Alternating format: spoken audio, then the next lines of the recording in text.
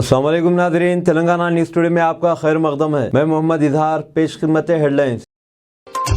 रियासत के वजीर बराए IT KTR ने कहा है कि हैदराबाद बायोटेक्नोलॉजी और IT शोबों का मरकज है। स्टेट फॉरेस्ट डेवलपमेंट कॉरपोरेशन को अपनी पैदावारी अशिया के लिए FSC की सनद हासिल हो गई है। पालान के वजीर श्रीनिवास यादव ने बल्दी हुकाम को हिदायत दी है कि वह आवारा कुत्तों की रोकथाम के लिए इक़दामात में तेजी लाएं। बीजेपी के रियासती सदर बंडी संजय कुमार ने सिकंदराबाद कंटोनमेंट के MLA जी सैना की आखिरी रसूमात सरकारी एजाज़ात के साथ अदा न करने पर BRS हुकूमत को तनकीद का निशाना बनाया है। अब खबरें तफसील से। रियासती वज़ीर जंगलात इंदिरा किरण रेड्डी ने कहा है कि स्टेट फॉरेस्ट डेवलपमेंट कॉरपोरेशन की अशिया को फॉरेस्ट स्टीवर्डशिप काउंसिल की सनत रियासत में हरियाली में इजाफे के लिए हुकूमत की जानिब से किए जा रहे कामों की अक्कासी करती है। उन्होंने कहा कि महकमा जंगलात के अहदेदारों की मुश्तरका कोशिशों से यह सनत हासिल हुई है। उन्होंने कहा कि अहदेदारों ने पौधों की नशोनुमा के लिए मुतालिका क़वायद व ज़वाबित पर अमल किया। स्टेट फॉरेस्ट डेवलपमेंट कॉरपोरेशन को 5 साल के लिए कुदरती बम्बू लकड़ी के टुकड़ों और दीगर अशिया के लिए FSC सर्टिफिकेशन हासिल हुआ है। इन अशिया के लिए महकमा FSC का लोगो इस्तेमाल कर सकता है। इस सर्टिफिकेशन से आलमी सतह पर TSFDC की अशिया का मेयार बेहतर होगा और उसके ब्रांड इमेज में इजाफा होगा। रियासती वज़ीर इंदिरा किरण रेड्डी ने कहा है कि निर्मल ज़िले के बासर के सरस्वती मंदिर को यादाद्री के श्री लक्ष्मी नरसिम्हा स्वामी मंदिर के खतूत पर तरक्की दी जाएगी। उन्होंने कहा कि रियासती हुकूमत रियासत में मंदिरों के अज़मत और रफ्ता को बहाल करने पर खुसूसी तवज्जो दे रही है। तारीखी मजहबी ढांचे के मायने के लिए कर्नाटक के श्रीनगरी में वाक़ शारदा पीठम का दौरा करने वाले अहदेदारों के साथ एक जायज़ा इजलास से खिताब करते हुए उन्होंने अहदेदारों को हिदायत दी कि वह मंदिर की तामीर का मनसूबा बनाते वक्त शारदा पीठम के सरबराह की तजावीज़ पर अमल करे। उन्होंने अहदेदारों से कहा कि वह Q line complex, executive officer के दफ्तर, 100 कमरों के मुसाफिर खाने, एक गेस्ट हाउस और दीगर इमारतों की तामीर का मनसूबा तैयार करे। उन्होंने कहा कि इस मनसूबे को चीफ मिनिस्टर चंद्रशेखर राव की मंजूरी मिलते ही काम का आगाज़ कर दिया जाएगा। मवेशी पालन के वजीर श्रीनिवास यादव ने बल्दी हुकाम को हिदायत दी है कि वह आवारा कुत्तों की रोकथाम के लिए इक़दामात में तेज़ी लाएं। उन्होंने अहदेदारों से कहा कि वह कुत्तों की अफजाइश की रोकथाम के लिए मुहिम पर तवज्जो दे। उन्होंने बस्तियों और कॉलोनियों पर खुसूसी तवज्जो देते हुए 1 माह तवील मुहिम चलाने की हिदायत दी।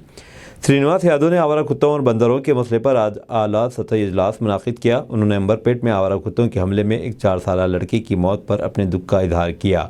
उन्होंने कहा कि इस मसले से निपटने के लिए दरकार इक़दाम किए जाएंगे। इजलास में वज़ीर दाखिला महमूद अली, मेयर विजयलक्ष्मी और आला बल्दी अहदेदारों ने शिरकत की। श्रीनिवास यादव ने अहदेदारों से कहा कि वह इन इलाकों की निशानदही करें जहाँ आवारा कुत्तों की आबादी बहुत ज़्यादा है और कुत्तों को HMDA के तहत कायम किए गए शेल्टर्स में मुंतकिल करे। बंदरों से लायक मसले पर उन्होंने कहा कि इन बंदरों को पकड़ने के लिए तजुर्बाकार अफराद की खिदमत हासिल की जाएंगी और इन बंदरों को महफूज मकामात पर मुंतकिल किया जाएगा। ఎంతైతే జనం అవసరం ఉంటారో ప్రజలు అవసరం ఉంటారో సేమ్ టైం యానిమల్ కూడా అంతే అవసరం. ఏదో ఒక సంఘటన జరిగింది, బాధాకరమైనటువంటి అంశం. ఎందుకంటే చిన్న బాలుడు 4 సంవత్సరాల బాలుడు మరణించడం అనేది నిజంగా ప్రతి హృదయాన్ని కదిలించినటువంటి సంఘటన. దానికి విచారం వ్యక్తం చేస్తున్నాం, బాధపడుతున్నాం. బట్ సేమ్ టైం ఏంటంటే జీవాలు కూడా మనకు అవసరం. అయితే దీంట్లో ఏంటంటే హైదరాబాద్ సిటీలో, గ్రేటర్ హైదరాబాద్లో కొంత అవేర్నెస్ క్యాంప్స్ కూడా జరగవలసినటువంటి అవసరం ఉన్నది. ఒకటి ఏంటంటే ఏవైతే పెట్స్ ఉన్నాయో కొంతమంది ఇష్టంగా పెంచుకునేటువంటివి ఉన్నాయి. అట్లా కాకుండా కొన్ని స్లమ్లలో కానీ, బస్తీలలో కానీ, మూసీ రివర్ ప్రాంతాలలో కానీ, పార్కులలో కానీ, జనసంద్రాల మధ్యలో ఉన్నటువంటి ఏవైతే డాగ్స్ ఉన్నాయో దాని విషయంలో ఏం చేయాలనేటువంటి ఆలోచన ఒకటి. రెండోది మూసీ రివర్ ప్రాంతంలో కూడా చాలా, అదొకటి. రెండోది రెడ్ మీట్. అంటే మాకేందంటే హైదరాబాద్ सती वजीर सनत व इंफॉर्मेशन टेक्नोलॉजी के टी रामाराव जयशंकर भोपाल पल्ली के दौरे के लिए आज घनपुर मंडल सेंटर पहुंचे। हेलीपैड पर रियासती वजीर अली दयाकर राव और सत्यवती राठौर और जिले के आला अहदेदारों ने इनका इस्तकबाल किया। KTR ने घनपुर में नौतामीर शुदा तहसीलदार ऑफिस का इफ्तिताह किया। उन्होंने गांधीनगर में लड़कियों के लिए ज्योति भापोले अकामती स्कूल और CSL अकामती क्वार्टर्स का इफ्तिताह अंजाम दिया। KTR ने भोपालपल्ली में आज R&B गेस्ट हाउस और डबल बेडरूम मकानात का भी इफ्तिताह किया।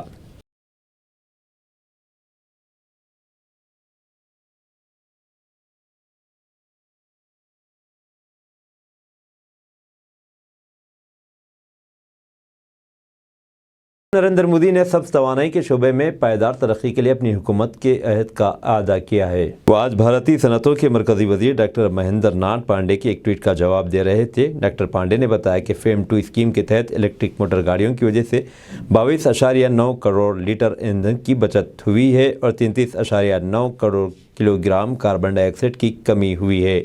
एक ट्वीट में वजीर आजम ने जदीद 3D प्रिंटिंग टेक्नोलॉजी का इस्तेमाल करते हुए एक नौजवान मरीज की खोपड़ी की खामी दूर करने पर central command India army doctors की तारीफ की। सदर जमहूरियत द्रौपदी मुर्मू ने आज नई दिल्ली में मुनाकिदा एक तकरीब में साल 2019, 20 और 2021 के लिए संगीत नाटक एकेडमी फेलोशिप और अवार्ड्स पेश किए। 8 मुमताज़ शख्सियतों को परफॉर्मिंग आर्ट्स के मैदान में संगीत नाटक एकेडमी फेलोशिप से नवाजा गया। मौसीकी, रक्स, थिएटर, रिवायती फोक और कठपुतली के मैदानों से ताल्लुक़ रखने वाले 121 फनकारों को संगीत नाटक एकेडमी अवार्ड से नवाजा गया। इस मौके पर सदर जमहूरिया ने कहा कि मौसीकी और फ़न ज़बानों और जोग्राफियाई सरहदों से बालातर है।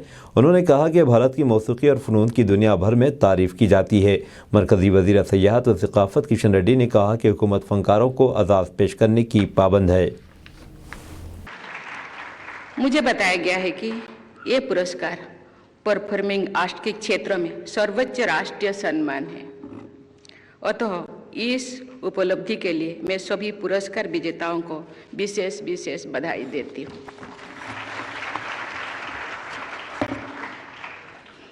मुझे ज्ञात हुआ है कि इन पुरस्कारों द्वारा पूरे देश की विभिन्न कला विधाओं को मान्यता दी जाती है। कलाकारों के साथ साथ कला मर्मज्ञों, विद्वानों को भी पुरस्कृत किया जाता है। इससे भारतीय कलाओं से जुड़े ज्ञान परंपरा एवं वृद्धि होती है। संगीत नाटक अकादमी पिछले 7 दशकों से विभिन्न भारतीय कला विधाओं, संगीत, नृत्य, लोकनाट्य तथा रंगमंच को प्रोत्साहित कर रही है। इन विधाओं के व्यापक रूप से प्रचार प्रसार हेतु भी एकेडमी द्वारा प्रयास किया जा रहा है। एकेडमी ने युवा पीढ़ी को कलाओं से जोड़ने के प्रयास भी शुरू किए हैं। एकेडमी द्वारा अमृत युवा कलशों के आयोजन की मैं सराहना करती हूँ। देवियों और स्वजनों, सभ्यता द्वारा हमारे भौतिक उपलब्धियाँ सामने आती है, लेकिन संस्कृति द्वारा हमारी अमूर्त विरासत की धाराएं प्रवाहित होती है। संस्कृति द्वारा ही किसी देश की वास्तविक पहचान होती है। भारत के अद्वितीय परफॉर्मिंग आर्ट्स ने हमारी अतुल्य संस्कृति को सदियों से जीवंत बनाए रखा है। हमारी कलाएं। रियासती वजीर सेहत हरीश राव ने कहा है कि हुकूमत ब्लाइंड फ्री तेलंगाना के नारे के साथ आगे बढ़ेगी। उन्होंने सिद्दीपेट डिस्ट्रिक्ट हेडक्वार्टर पर कंटी वेलगू सेंटर का दौरा किया और कंटी वेलगू प्रोग्राम की सताइश की। बाद में उन्होंने मीडिया को बताया कि चीफ मिनिस्टर ने एक अजीम प्रोग्राम शुरू किया है ताकि तेलंगाना में कोई भी बसारत से मुतालिक मसाइल का शिकार न हो। उन्होंने कहा कि अब तक 50 लाख अफराद की आंखों का मुआयना किया गया। उन्होंने कहा कि प्रोग्राम से अवाम को खुशियाँ हासिल हो रही हैं। हरीश राव ने अपोजिशन पार्टियों पर इल्ज़ाम लगाया कि उस प्रोग्राम की कामयाबी को देख नहीं पा रही हैं, इसलिए इस पर तनकीद कर रहे हैं।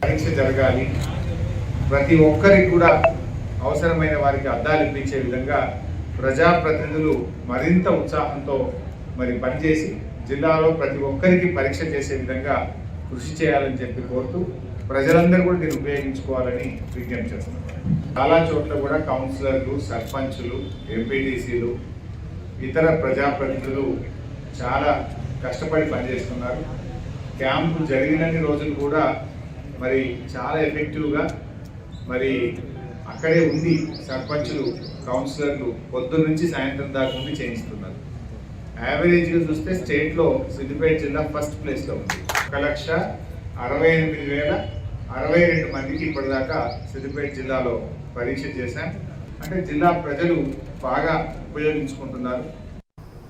रियासती वज़ीर इंफॉर्मेशन टेक्नोलॉजी KTR ने कहा है कि हैदराबाद बायोटेक्नोलॉजी और IT के शोबों का मरकज़ है। इनकी मौजूदगी में आज आलमी दवासाज कंपनी BMS ने 800 करोड़ रुपए की सरमायाकारी के लिए हुकूमत तेलंगाना के साथ एक याददाश्त मुफाहमत पर दस्तखत किए। इस मौके पर उन्होंने कहा कि BMS दुनिया की 10 बड़ी दवासाज कंपनियों में से एक है उन्होंने कहा कि हुकूमत ने साल 2028 तक लाइफ साइंसेज के शोबे की कदर दुगना करने की अपनी पॉलिसी के तहत BMS के साथ MOU किया है। उन्होंने कहा कि BMS इस MOU के ज़रिए 1,500 अफराद को रोज़गार फ्राहम करने का अपना निशाना जल्द हासिल कर लेगी और मज़ीद लोगों को रोज़गार के मौके फ्राहम करेगी। To Telangana, because as I keep telling you wherever I run into you guys, that is, we are a hub for both technology and biology. That's exactly what they are combining. The abilities of Hyderabad, Telangana and India in terms of what we can offer on the IT front, that is information technology and biology, and how this can be leveraged by large global pharma majors such as Bristol Myers. We of course welcome them, and I can tell you guys, Samit, Chris and Francis, that there's no dearth of talent. There's plenty of amazingly talented youngsters in India who are experts in a number of fields, and including emerging technologies and all the cutting edge advancements in science and biology. The second thing I also wanted to point out, besides, I know you're setting up an engineering and technology development center, innovation center, but I would also want to point out that we are in the process of setting up one of the largest pharma clusters in the world, as I was just mentioning to you. So we welcome you all to also explore manufacturing opportunities, research and development opportunities, not only, I'm a bit greedy, as you can tell, so welcome you firstly, with a red carpet, and hopefully we'll hear more from Samit on what their plans are, but also welcome you to explore the landscape here for possible manufacturing opportunities. So thank you. Bristol Myers Squibb అనే company ప్రపంచంలోనే top 10 pharmaceutical కంపెనీలో ఒకటి. వాళ్ళు ఈరోజు హైదరాబాద్లో మన తెలంగాణలో ఒక $100 మిలియన్ పెట్టుబడితో 1500 కొత్త ఉపాధి అవకాశాలు సృష్టిస్తూ ఒక సెంటర్ ఏర్పాటు చేయబోతా ఉన్నారు ఇక్కడ.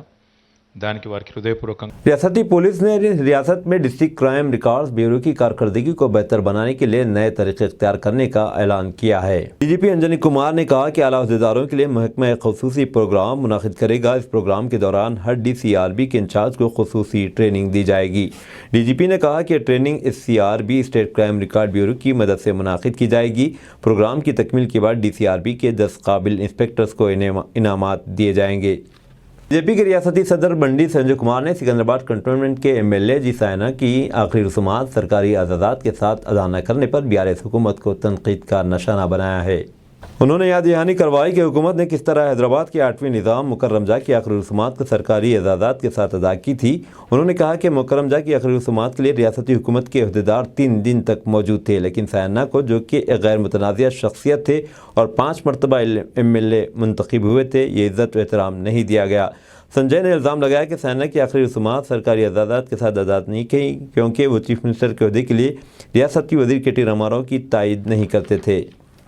मिर्ज़ा रहमत बेग ने मजलिस के उम्मीदवार की हैसियत से अपना पर्चा नामजदगी दाखिल कर दिया। हैदराबाद लोकल बॉडी MLC की नशिस्त पर 13 मार्च को होने वाले इंतखाबात में मजलिस के उम्मीदवार मिर्ज़ा रहमत बेग ने GHMC हेड ऑफिस में पर्चा नामजदगी दाखिल किया। इस मौके पर वज़ीर श्रीनिवास यादव, वज़ीर दाखिला मोहम्मद महमूद अली, मजलिस के फ्लोर लीडर जनाब अकबरुद्दीन ओवैसी के अलावा BRS पार्टी और मजलिस के अरकान असम्बली मौजूद थे। मिर्ज़ा रहमत बेग ने सदर मजलिस बैरिस्टर असदुद्दीन ओवैसी MP का शुक्रिया अदा किया कि उन्होंने इन्हें यह मौका फ्राहम किया।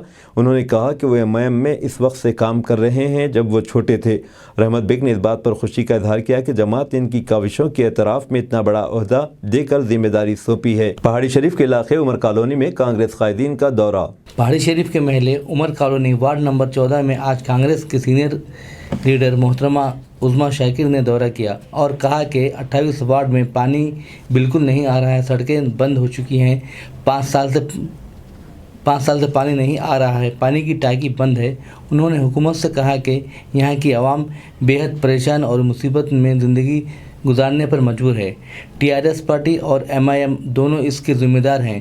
मोहतरमा ने दो टोक अल्फाज में कहा कि करोड़ों रुपये का बजट हुकूमत मंजूर करी मगर कुछ भी तरीक़ाती काम नहीं हुए, सिर्फ प्रोग्राम की इफ्तिताई तख्ती लगी हुई है। आखिर बजट कहाँ गया, इसकी इंक्वायरी होनी चाहिए। इस दौरे के बाद मोहतरमा उज़्मा शाकिर, सैयद अमीर अली अमीर, जनाब सुल्तान मिर्ज़ा नजमंदी ने बल्दिया ऑफिस जलपल्ली पहुंचकर ओहदेदारों से मुलाकात की और तफसीलात से वाकिफ़ करवाया। इस मौके पर ख़वातीन, बच्चों, ज़ईफ़ हज़रात की कसीर तादाद मौजूद थी। बिल कलेक्ट करने से, पैसा कलेक्ट करने से, लेकिन पानी का कहीं पे नामो निशान नहीं है। पिछले पाइप ऊपर तक नहीं आया, पाइप आ गया है नीचे तक है, पाइप इधर ऊपर दालिश ने पाइप पानी का तो पानी सही आया था, बिल जितना आया और बंद थे हम लोग, मगर इधर पाइप ही नहीं है डले हुए, पाइप पर है तो दी है ना, बिल आ जा रहा, फोन पे मैसेज आ जा रहा, जो नंबर रहता ना वो फोन पे मैसेज आ रहा, पानी आप आओ या मत। अब आजकल कितनी बिल देता है पानी? 261 ऐसा। अस्सलाम वालेकुम, आदाब। मैं आज पहाड़ी शरीफ के वार्ड नंबर 14 में हूँ। यहाँ की जो लोकल अवाम है मेरे को बुलाई थी क्योंकि यहाँ के जो काउंसलर हैं उनसे यहाँ पे कोई भी काम नहीं हुआ है। अगर आप देखेंगे 2021-2022 का जो बजट था 100 करोड़ सैंक्शन हुआ था जलपल्ली म्यूनसिपैलिटी से, जिसमें से 60 से 65 करोड़ जो है सैंक्शन हुआ था सिर्फ पानी के लिए, 30 से 35 करोड़ जो है वो रोड्स और ब्यूटिफिकेशन के लिए हुआ था। लेकिन अवाम यहाँ की बहुत परेशान है, अवाम को कुछ भी राहत नहीं मिली है। यहाँ पे कुछ भी काम, कुछ भी डेवलपमेंट नहीं हुआ है। सड़कों का बुरा हाल है, पिछले 3-4 साल से पानी नहीं है, पाइपें ऐसी जो है खुली पड़ी हुई हैं, कटी हुई है, नीचे रिजर्वायर में भी पानी नहीं है, यहाँ टैंकी में भी पानी नहीं है। मैं पूछना चाहूँगी म्यूनसिपैलिटी कमिश्नर से, चेयरमैन से कि आखिर 100 करोड़ का जो बजट सैंक्शन हुआ था वो पैसा कहाँ गया, किसकी जेब में गया? क्योंकि कहीं पे जो है अवाम को राहत नहीं है, पानी नहीं है, सड़कें नहीं हैं प्रॉपर। मुझे आप बताइए, जलपल्ली के इसमें 28 वार्ड हैं, 28 वार्ड में पानी के लिए कितना पैसा खर्च करें आप लोग, क्या काम करें और क्या काम पेंडिंग है? पूरे 28 वार्ड में कहाँ कहाँ सड़कें डली, कहाँ कहाँ बाकी है और क्या पैसा खर्च हुआ? मेरा ये सवाल कमिश्नर, म्यूनसिपल कमिश्नर से है और चेयरमैन से है। देखा जाए तो MIM और TRS अलायंस में है, दोनों जिम्मेदार हैं इस चीज़ के कि जो यहाँ पे डेवलपमेंट नहीं हो रही है, अवाम तकलीफ़ में है। पिछले साल रमज़ान में सिर्फ 3 बार जो है पानी छोड़े थे, फिर रमज़ान आ रहा है और यहाँ पे ऐसी फैसिलिटी नहीं है कि टैंकर जो है घर के पास आए तो लोग पानी ले सके। टैंकर भी नीचे आता क्योंकि सड़कें सही नहीं है। सड़कें तो है ही नहीं, सही होने का क्या, गड्ढे हैं, पूरे पत्थर है, पहाड़ों के बीच में से है। इसलिए मेरा ये सवाल है और आप मुझे ये सवालों का जवाब देंगे। क्या पैसा खर्च हुआ है, क्या पैसा बाकी है, क्या काम करे हैं और क्या काम पेंडिंग है? क्योंकि जहाँ देखिए वहाँ खाली तख्तियों का इनॉग्रेशन हो रहा है, तख्तियाँ लग रही हैं, लेकिन काम कुछ भी नहीं हो रहा। ये सब जो है अपनी जेबें भर रहे हैं। चेयरमैन अगर MIM का है तो डिप्टी चेयरमैन जो है TRS का है, तो इसलिए दोनों जिम्मेदार हैं। अवाम की तकलीफ़ और अवाम की परेशानी के जिम्मेदार दोनों हैं। धन्यवाद। नहीं गिर के खून निकल गया, ज़्यादा है पैपों में गिर के। अभी आपके सामने हुआ, देखिए अभी मेरे सामने। उर्दू घर मुगलपुरे में कांग्रेस पार्टी की प्रेस कॉन्फ्रेंस। हैदराबाद पार्लियामेंट के कांग्रेस के ज़ेरे एहतमाम आज उर्दू घर मुगलपुरे में प्रेस कॉन्फ्रेंस मुनक़िद हुई, जिसको मुखातिब करते हुए मोहतरमा पुष्पा लीला, साबिक़ा रियासती वज़ीर और Hyderabad parliament in charge Congress party ने कहा कि बीजेपी का 8 साल दौर में एडमिनिस्ट्रेशन नाकारा हो चुका है। अडानी और अंबानी कंपनी को खर्च देकर और कॉन्ट्रैक्ट देकर मुल्क को बर्बाद कर दिया गया। कांग्रेस के दौर में जीएसटी नहीं था। आज के जीएसटी के ज़रिए छोटे कारोबार बंद हो चुके हैं, बड़े कारोबार बंद होने के करीब हैं। आज मुल्क में बदअमनी, करप्शन, महंगाई, लूटमार का बाजार गर्म है। उन्होंने कहा कि कांग्रेस फिर से इक़्तिदार पर आएगी और मुल्क में तरक्की और खुशहाली होगी। समीरुल्लाह, शकील दयानी, सुल्तान मिर्ज़ा नक्शबंदी, मीर असद अली, यूसुफ दानिश, असलम खान, दिलावर हुसैन, शाम राव, अरशद शेख मौजूद थे।